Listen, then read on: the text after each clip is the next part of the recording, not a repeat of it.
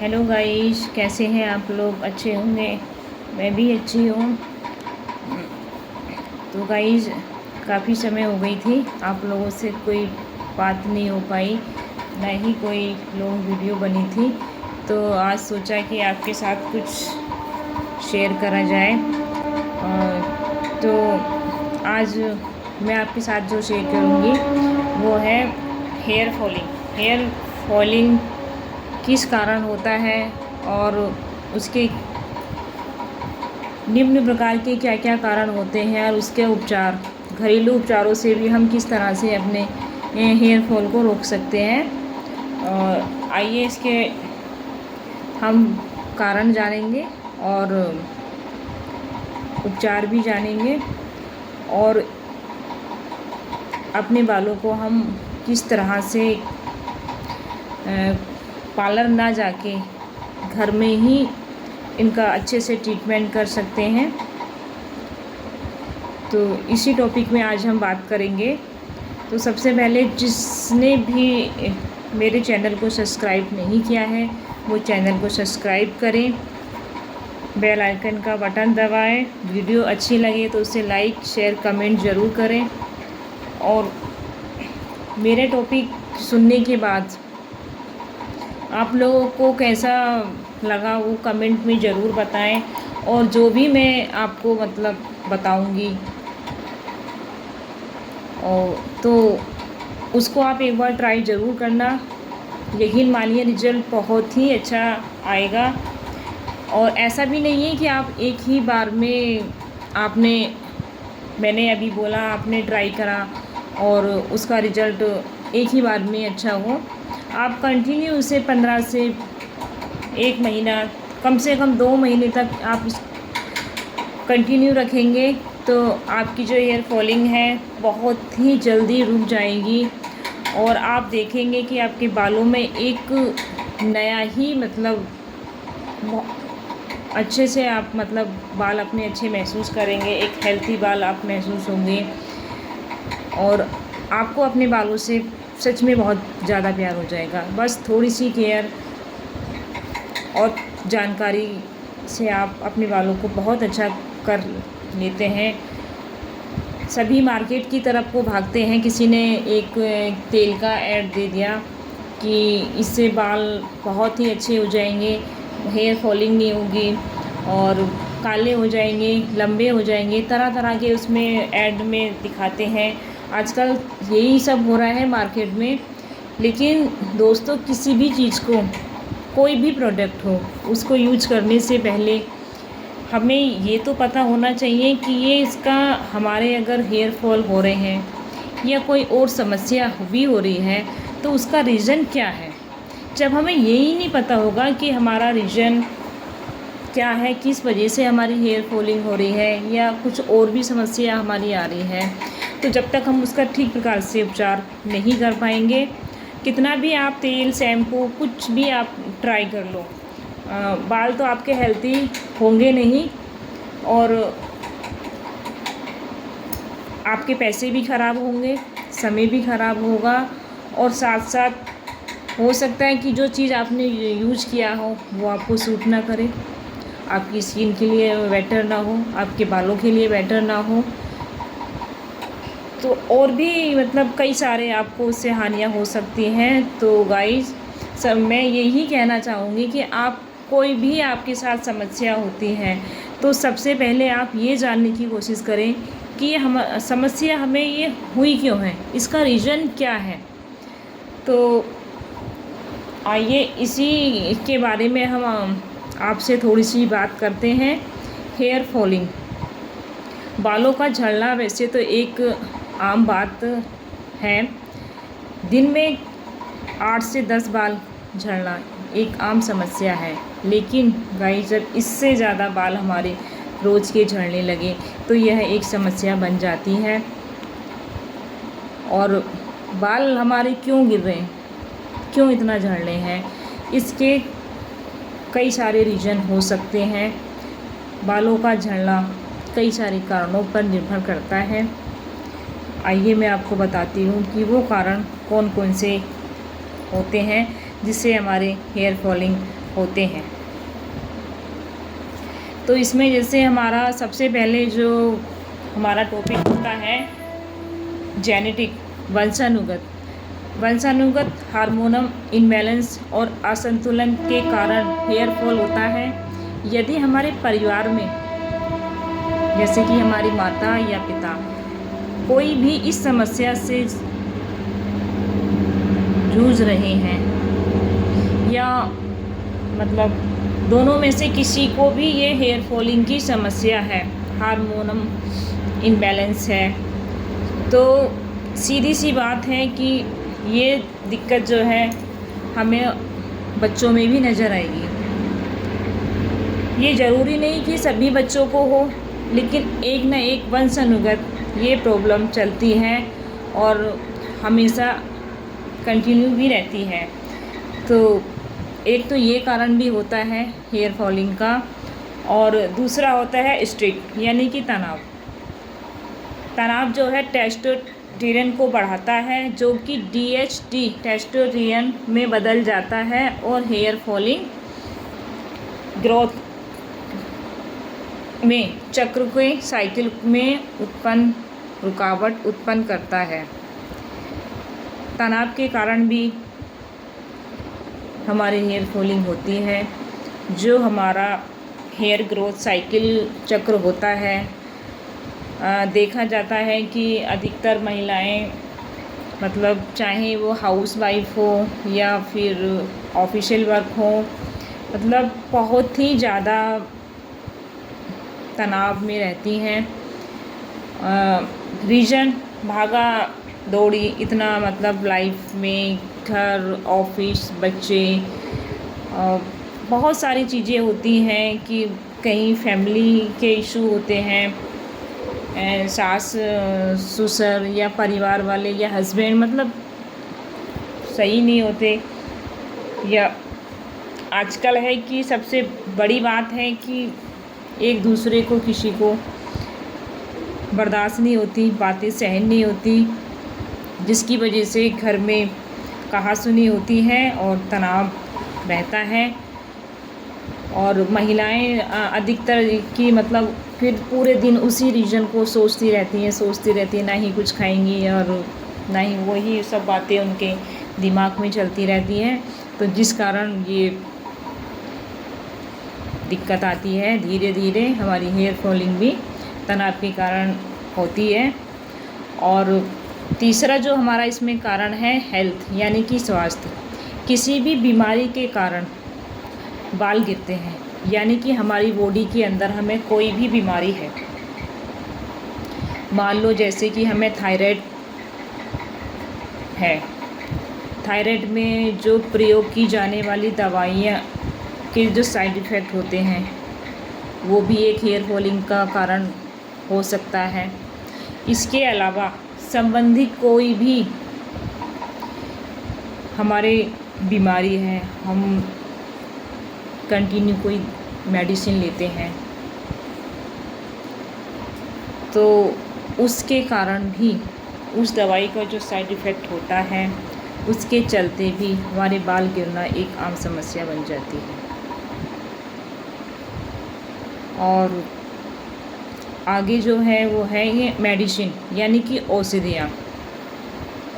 आजकल आपने देखा होगा कि उच्च रक्तचाप, हृदय रोग,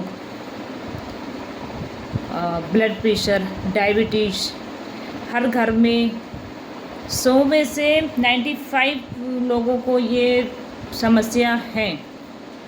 5% ही ऐसे होंगे जो जहाँ शुगर, ब्लड प्रेशर, हृदय रोग की बीमारी ना हो।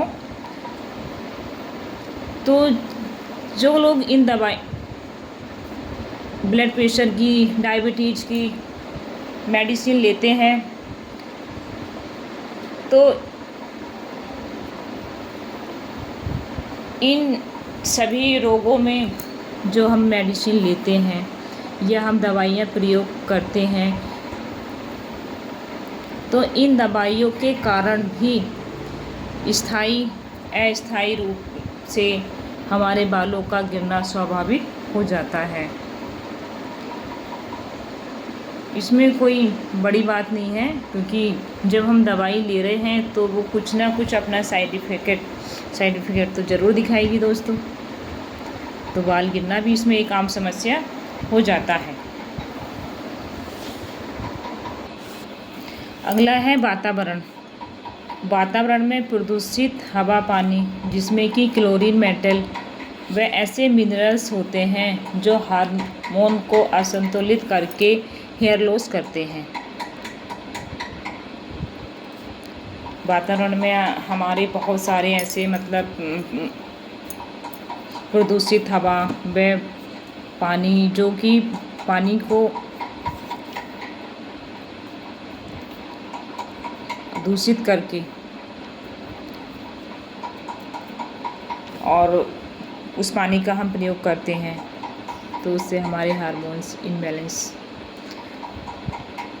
हो जाते हैं, जिसके कारण हेयर लॉस होते हैं।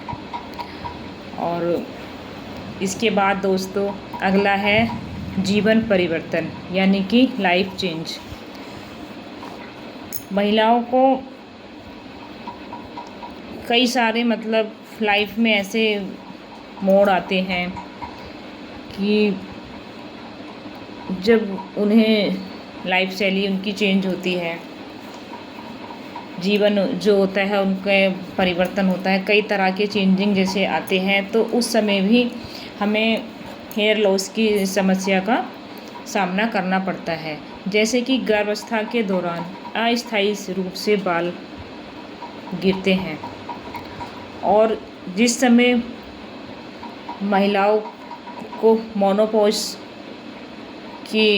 का सामना करना पड़ता है, तो उस समय भी महिलाएं बालों की गिरने की समस्याओं से जूझती हैं, और ये एक आम बात है। और इसके बाद जो हमारा लास्ट रीज़न है गाइस, वो है हमारी डाइट, यानी कि आहार। हम सुबह से लेकर काम करते हैं शाम तक, सबके लिए हम नाश्ता, ब्रेकफास्ट, लंच, डिनर अच्छे से सबकी मतलब सबसे पूछेंगे कि आपको क्या खाना है, बच्चों आपको क्या खाना है, आप लंच में क्या खाएंगे, डिनर में क्या खाएंगे। तो सबका ध्यान रखते रखते और अपने लिए तो समय ही नहीं बच पाता कि हमें क्या खाना है, या हमने जो बनाया है लास्ट में वो हमारे लिए बचेगा भी या नहीं। ये तो किस किस के साथ होता है ये आप कमेंट में ज़रूर बताना, कि मेरे साथ तो अधिकतर होता है। फिर हम लोग इतना सुबह से लेकर शाम तक काम करके इतना मतलब थक जाते हैं, या आलस भी इतना आ जाता है कि अगर मानो हमारे पास सब्जी बची है लेकिन रोटियां हमारे पास एक ही बची है, तो हम वो एक रोटी या आधी बची है आधी रोटी को ही खा के पानी पी के सो जाएंगे। लेकिन कभी ये नहीं कहेंगे कि चलो हमें भूख है तो हम एक रोटी अपने लिए और बना लें, या हमें 2 रोटी की भूख है हम 2 रोटी और बना लें।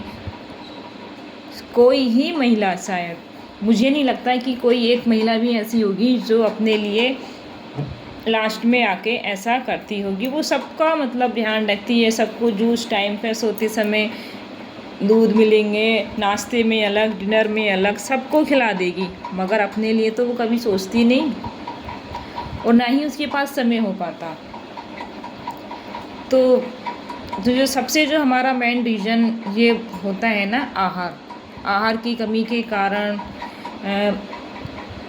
आजकल बहुत ज़्यादा इतनी सारी बीमारियां महिलाओं के अंदर, जो ये लोग कहते हैं ना कि शादी के बाद कि अरे ये तो बीमार ही रहती है, जिस दिन से शादी हुई है बीमार ही रहती है।